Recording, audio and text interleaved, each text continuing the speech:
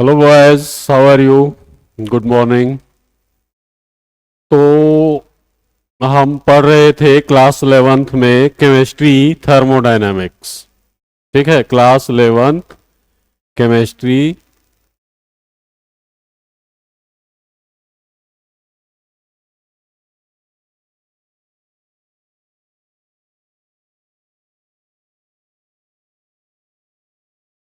और unit 5 thermodynamics.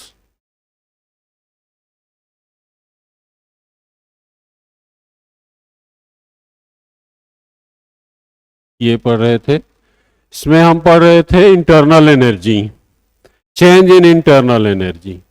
Internal energy में change कैसे किया जा सकता है।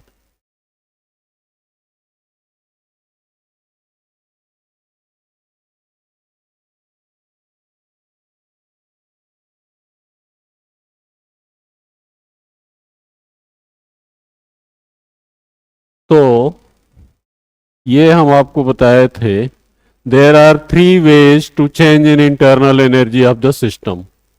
तीन तरीका बताए थे। एक बताया गया था बाय ट्रांसफर ऑफ मास या transfer of matter between system and surroundings. System और सराउंडिंग के बीच में मैटर का ट्रांसफर करके एक तरीका बताया गया था। तो फर्स्ट बताया गया था बाय द ट्रांसफर ऑफ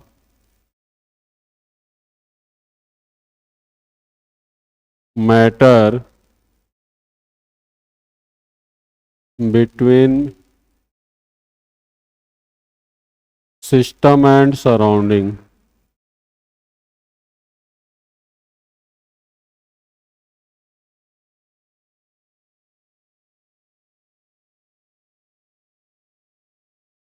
एक तो ये तरीका बताया गया था, सिस्टम और सराउंडिंग के बीच में मैटर को ट्रांसफर करके।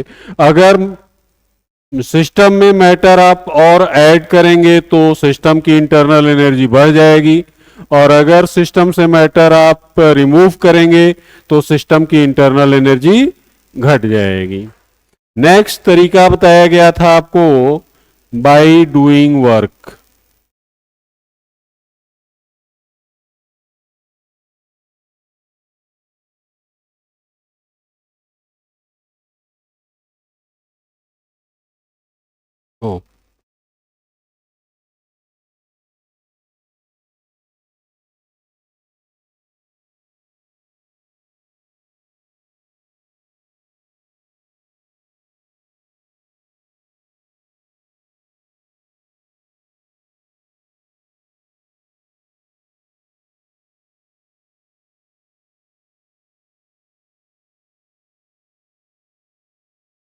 By doing work.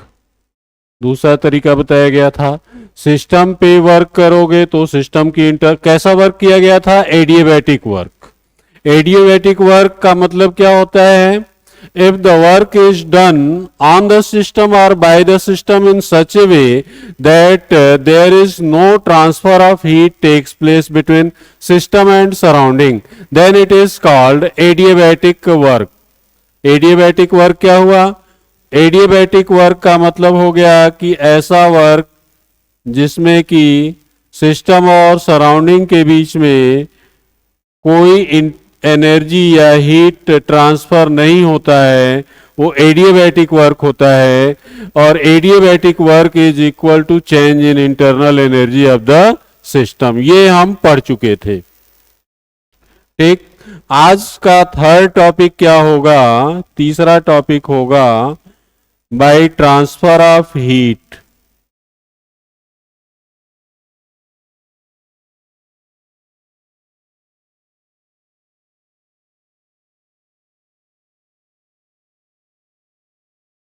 By transfer of heat. Heat के ट्रांसफर से सिस्टम की इंटरनल एनर्जी चेंज की जा सकती है। कैसे, if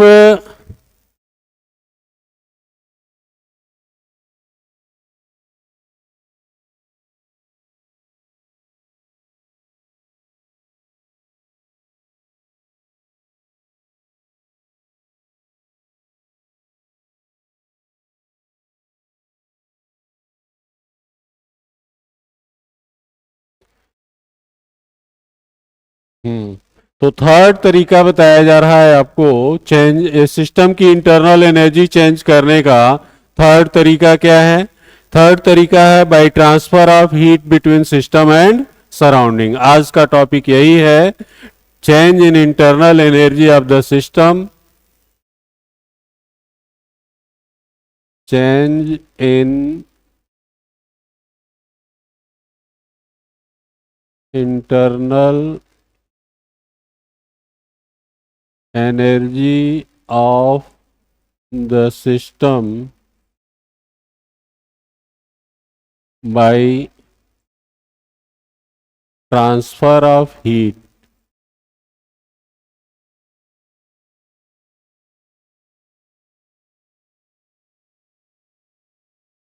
between system and surrounding।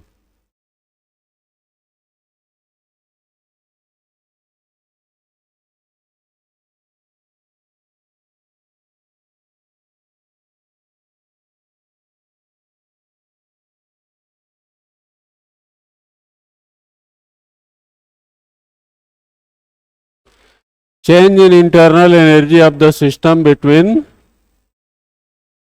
System and surrounding. System और सराउंडिंग के बीच में आप हीट को ट्रांसफर करके सिस्टम की इंटरनल एनर्जी चेंज कर सकते हैं। Q equal to delta U when no work is done.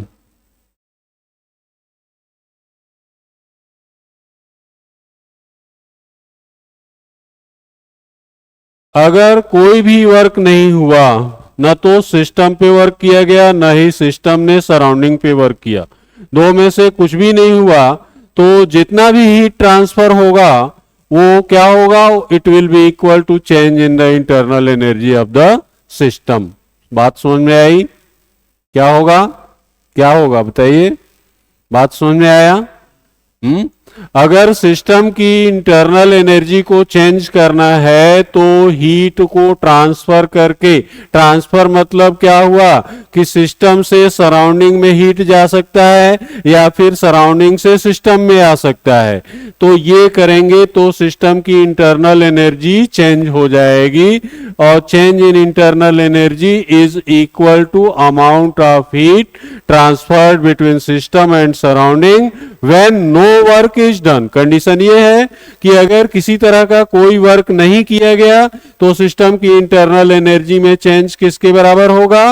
Amount of heat transferred between system and surrounding. तो amount of heat transferred between system and surrounding का मतलब heat क्या हो सकता है? सिस्टम से सराउंडिंग में भी जा सकता है, सराउंडिंग से सिस्टम में भी आ सकता है। तो इसमें साइन कन्वेंशन ये होगा कि Q विल बी पॉजिटिव। कब पॉजिटिव होगा? जैसे W के लिए बताया गया था आपको, W कब पॉजिटिव होता है? When work is done on the system. और W निगेटिव कब होता है? When work is done by the system. वैसे ही व्हेन हीट इज सप्लाइड और heat is transferred to the system from the surrounding, then Q will be positive. Q will be positive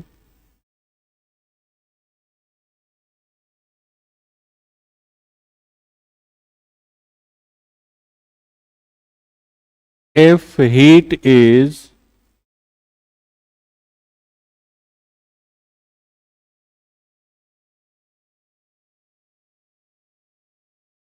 transferred from surroundings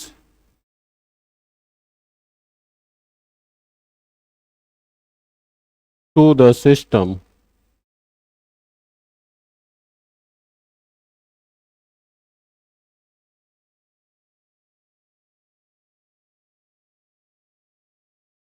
और इसका दूसरा क्या लिख सकते हो? Q will be negative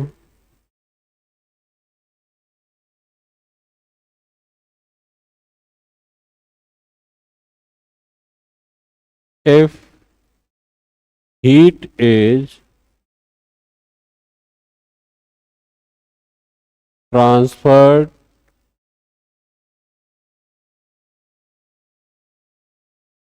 from system to surrounding।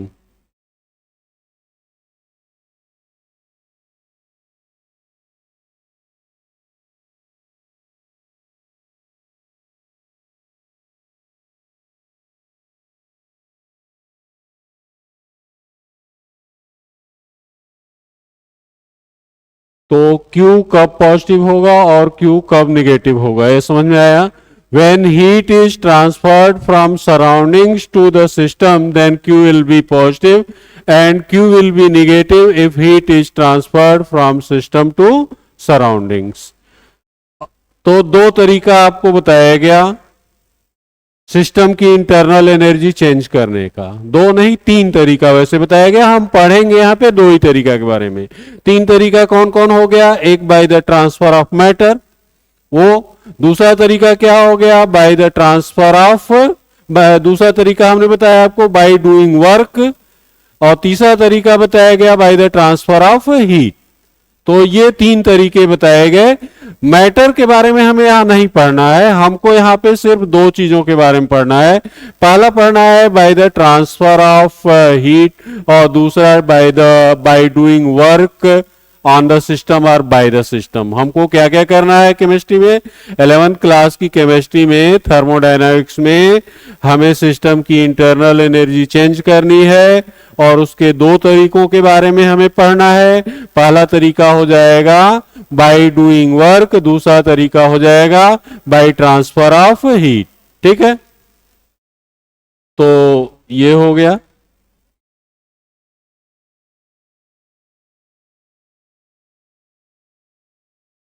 अब next topic होगा हमारा first law of thermodynamics.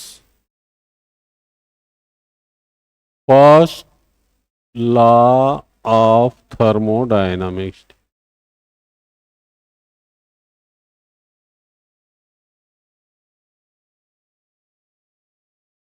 First law of thermodynamics क्या है? What is first law of thermodynamics? First law of thermodynamics के बारे में क्या जानते हैं आप? बताइए, कुछ पढ़े हैं फर्स्ट लॉ ऑफ थर्मोडायनामिक्स क्या होता है? भूल गए हैं, चलिए। तो ऐसे पढ़ के आप भूलेंगे तो पढ़ने का फायदा क्या होगा?